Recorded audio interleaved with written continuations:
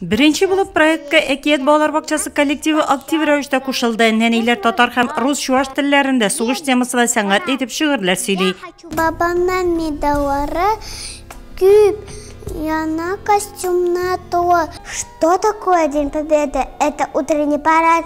Вазя дигружи, хүдәлдә зигәдәр.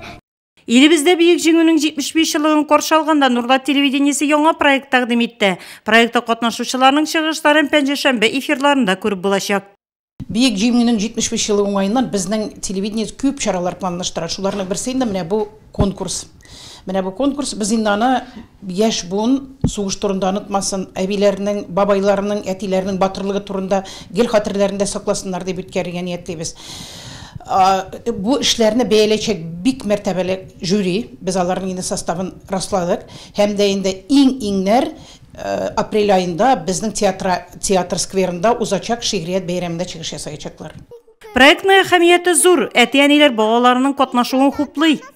Бик уңышлы проект дип саныйм инде. Безнең балаларыбыз бу Бөек Ватан сугышына багышланган шигырьләрне менә шәхсән минем кызым бик теләп өйрәнде. Бу конкурска бик теләп катнашты. Әбиләрнең, бабаларының, сугышта катнашкан бабаларының тормышы белән кызыксыналар. Ал су чишмәккә кояшка ишек тамчысы урта камышлы Мамык авылы балалар бакчалары һәм мәктәп укучыларының чыгышлары инде видеога төшерелде. Иртәгә Әкият һәм Мамык балалар бакчалары нәниләре һәм мәктәп укучылары чыгышы эфирда күрсәтеләчәк.